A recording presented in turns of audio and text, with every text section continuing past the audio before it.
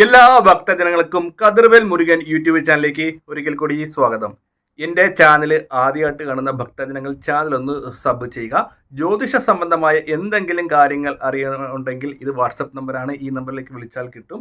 നിങ്ങളുടെ പ്രശ്നങ്ങൾ പരിഹരിച്ച് വേണ്ടത്ര പരിഹാര കാര്യങ്ങൾ ചെയ്ത് പെട്ടെന്ന് തന്നെ കാര്യസാധ്യതയിലേക്ക് എത്തിച്ചു തരുന്നതായിരിക്കും. അപ്പോൾ കാര്യത്തിലേക്ക് കിടക്കാം. നമ്മൾ എല്ലാവരും ചരട് ജപിക്കാറുണ്ടല്ലേ.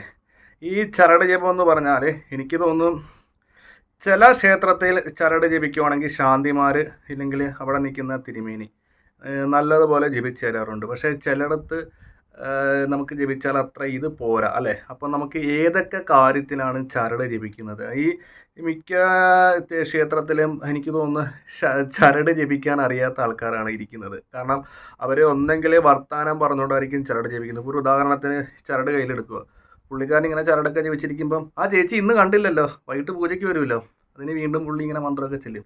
പക്ഷെ അതൊക്കെ ശരിക്കും പറഞ്ഞാൽ അതൊരു പ്രായോഗിക രീതിയിലുള്ളൊരു ചരട് ജപമല്ല. അത് എന്തൊക്കെയോ കാണിക്കുന്നത്. ശരിക്കും നമ്മൾ ഈ ചരടെടുത്തിട്ട് ആ ഒരു കെട്ട് കിട്ടിയിട്ട് നമ്മൾ ഇങ്ങനെ പിടിച്ചിട്ട് ആ ഒരു മന്ത്രം ചൊല്ലിയിട്ടാണ് നമ്മൾ മന്ത്രബന്ധനം ചെയ്യുന്നത്. അപ്പോൾ ചരട് ഞാനിപ്പോൾ പറയുന്നത് ഓരോരോ കാര്യത്തിന് നമ്മൾ ചരട് വലത് കയ്യിൽ കെട്ടാം. അത് നമുക്ക് വിശ്വാസമുള്ള ശാന്തിമാരായാലും തിരുമേനിമാരാണെങ്കിലും പ്രത്യേക രീതിയിൽ പറഞ്ഞ് ചെയ്യിപ്പിക്കണം. അപ്പോൾ നമുക്ക് ശത്രുദോഷത്തിന് ഏത് വിധത്തിലുള്ള ചരടുകളാണ് കിട്ടുന്നതെന്നാണ് ഞാൻ ആദ്യം പറഞ്ഞ് മനസ്സിലാക്കി തരുന്നത്. നമുക്ക് ശത്രുദോഷം ഉണ്ടെങ്കിൽ നമ്മൾ ചരട് കെട്ടേണ്ടത് മഹാദേവ ക്ഷേത്രത്തിൽ പോയി, അതായത് മഹാദേവ ക്ഷേത്രത്തിൽ പോയി കറുത്ത ചരട് മേടിച്ചിട്ട് അവിടെ നിൽക്കുന്ന ശാന്തിക്കാരനോടോ തിരുമേനിയോടോ പറയുക, അഹോര മന്ത്രം ജപിച്ച ചരട്, അഹോര മന്ത്രം ജപിച്ച ചരട് കറുത്ത ചരടിനകത്ത് വലത് കൈ കിട്ടുവാണെങ്കിൽ നമുക്ക് ശത്രുദോഷം ഉണ്ടാകത്തില്ല, ശരീരത്തിൽ ക്ഷീണങ്ങൾ ഉണ്ടാകില്ല. ശത്രുക്കൾ എന്ത് ചെയ്തിട്ടുണ്ടെങ്കിലും നമുക്ക് ഈ ഒരു ദോഷങ്ങൾ മാറി മഹാദേവൻ്റെ അനുഗ്രഹം ഉണ്ട്. അപ്പോൾ ശത്രുദോഷത്തിന് നമുക്ക് ചെയ്യാൻ പറ്റുന്ന ചരടാണ് അഹോര മന്ത്ര ചരട്. കറുത്ത ചരടിൽ നമ്മൾ ജപിച്ച് വലത് കൈയിൽ കെട്ടണം. അപ്പോൾ നമുക്ക് നമ്മളെ ബാധിച്ചിരിക്കുന്ന ശത്രുദോഷങ്ങളൊക്കെ മാറി വേണ്ട വിധത്തിലുള്ള എല്ലാ രക്ഷകളും മഹാദേവൻ തരുന്നതാണ്. അപ്പോൾ ശത്രുദോഷത്തിന് ചരട്, കറുത്ത ചരട് വലത് കൈയിൽ കെട്ടുക. ഇതിൻ്റെ ഫലം 21 ദിവസവും നിൽക്കത്തുള്ളൂ. 21 ദിവസം കഴിഞ്ഞ് അഴിച്ചു മാറ്റണം. ഒരു ചരടിൻ്റെ കാലാവധി 21 ദിവസമാണ്. ചിലവർ 41 ദിവസം ഇല്ലെങ്കിൽ 108 ദിവസം എന്നൊക്കെ പറയാറുണ്ട്. ശരിക്കും പറഞ്ഞാൽ ഒരു ചരടിൻ്റെ ഫലം 21 ദിവസമാണ്. ഏലസ്, അതായത് നമ്മൾ ധരിച്ചിരിക്കുന്ന ഏലസിൻ്റെ കാലാവധി 5 വർഷമാണ്. ഏലസുകളോ കാര്യങ്ങളോ നിങ്ങൾ ദേഹത്തുണ്ടെങ്കിൽ 6 മാസം കൂടുമ്പം അടുത്തുള്ള ക്ഷേത്രത്തിൽ ഏത് ഏലസാണോ ധരിച്ചിരിക്കുന്നത് ആ ഏലസ് ഏത് മന്ത്രം കൊണ്ടുള്ള ഏലസ് ആണ് അത് നമ്മുടെ ചെയ്തു തന്ന വ്യക്തികളോട് തിരുമേനിമാരോട് ചോദിച്ച് മനസ്സിലാക്കി നമ്മൾ രണ്ടാമത് അവരുടെ അടുത്ത് തന്നെ പൂജിക്കുക. 6 മാസം കൂടുമ്പോൾ പൂജിച്ചിട്ടെങ്കിൽ മാത്രമേ അതിനൊരു പ്രയോജന കാര്യങ്ങൾ ഉണ്ടാകത്തുള്ളൂ. അപ്പോൾ ശത്രുദോഷത്തിന് അഹോര മന്ത്രം ജപിച്ച ചരടാണ് നമ്മൾ വലത് കൈയിൽ കറുത്ത ചരടിൽ തന്നെ അത് ജപിച്ച് കെട്ടണം. തിരുമേനിയോട് പ്രത്യേകം പറഞ്ഞ് അഹോര മന്ത്രം ജപിക്കണം.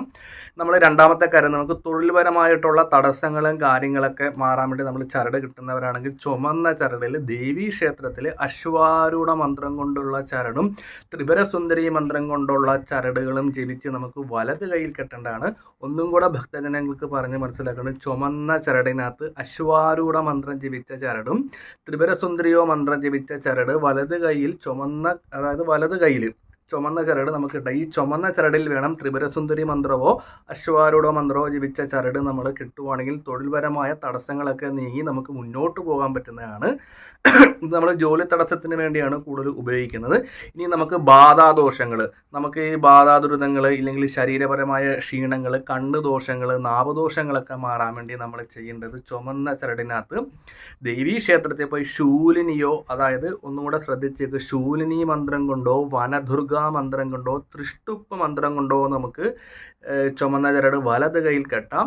അപ്പോൾ ഈ വലത് കൈയിൽ നമ്മൾ ചുമന്ന ചരട് കൊണ്ട് കെട്ടുവാണെങ്കിൽ ശത്രുദോഷങ്ങൾ മാറും. അതേപോലെ തന്നെ ദൃഷ്ടിദോഷം, കണ്ണുദോഷം, ആഭിചാര ദോഷങ്ങളൊക്കെ മാറാൻ വേണ്ടിയാണ് നമുക്ക് ശൂലിനി മന്ത്രം ഉപയോഗിച്ച് ചരട് ജപിക്കാം. അതേപോലെ തന്നെ തൃഷ്ടുപ്പ് മന്ത്രം ഉപയോഗിച്ച് ചരട് ജപിക്കാം. അതേപോലെ തന്നെ ദേവീക്ഷേത്രത്തിൽ പോയി വനദുർഗ മന്ത്ര ഉപയോഗിച്ച് നമുക്ക് ഈ പറയുന്ന കാര്യങ്ങളൊക്കെ ജപിച്ച് നമുക്ക് ശത്രുദോഷത്തിന് വേണ്ടി നമുക്ക് വലത് കൈയിൽ ജപിച്ച് കിട്ടുന്നതാണ്. ഇനി വിവാഹ കാര്യങ്ങൾ തടസ്സമുള്ള ഭക്തജനങ്ങൾ ഇല്ലെങ്കിൽ അവരുടെ മക്കൾക്കൊക്കെ കെട്ടിക്കൊടുക്കാൻ പറ്റിയ ചരടാണ് ദേവീ ക്ഷേത്രത്തിൽ പോയി സ്വയംവര മന്ത്രം ജപിച്ച ചരട് ചുമന്ന ചരടിനകത്ത് കെട്ടി വലത് കൈയിൽ കെട്ടിക്കൊടുക്കുക. അപ്പോൾ ഇതിൻ്റെ ഗുണം എന്ന് വെച്ചാൽ വിവാഹ തടസ്സമൊക്കെ നീങ്ങി നമുക്ക് വരുന്ന ആലോചനകളൊക്കെ വരാൻ വേണ്ടിയാണ് സ്വയംവര മന്ത്രം ജപിച്ച ചരട്. അതേപോലെ തന്നെ നമുക്ക് ഈ രോഗദുരിതങ്ങളൊക്കെ വരാതെ ഉണ്ടെങ്കിൽ തന്നെ മരുന്ന് കഴിക്കുന്ന കൂടെ തന്നെ അസുഖങ്ങൾ മാറാൻ വേണ്ടി മഹാദേവ ക്ഷേത്രത്തിൽ കറുത്ത ചരടിൽ തന്നെ മൃത്യുഞ്ജയ മന്ത്രം കൊണ്ടുള്ള ചരടോ മൃതസഞ്ജീവിനി കൊണ്ടുള്ള ചരടോ നമുക്ക് ജപിച്ച് കൈ കെട്ടുന്നതാണ്. ഈ ചരടുകളൊക്കെ ഓരോരോ ആവശ്യകാര്യങ്ങൾക്ക് നമുക്ക് എന്താ പറയുക കിട്ടാൻ വേണ്ടിയാണ്. അതേപോലെ തന്നെ നമുക്ക് ഏതെങ്കിലും വിധത്തിലുള്ള തടസ്സങ്ങളോ കാര്യങ്ങളോ മാറാൻ വേണ്ടി ഗണപതി ക്ഷേത്രത്തിൽ ഗണപതി മന്ത്രം കൊണ്ടുള്ള ചരട് നമുക്ക് വലത് കൈ കെട്ടാനാണ്. അതേപോലെ തന്നെ വിദ്യാർത്ഥികൾക്ക് പഠനകാര്യത്തിൽ ഏതെങ്കിലും വിധത്തിലുള്ള തടസ്സങ്ങളോ കാര്യങ്ങളോ ഉണ്ടെങ്കിൽ സരസ്വതി മന്ത്രം കൊണ്ടുള്ള ചരട് വലത് കൈ കിട്ടുന്നത് ഉത്തമമാണ്.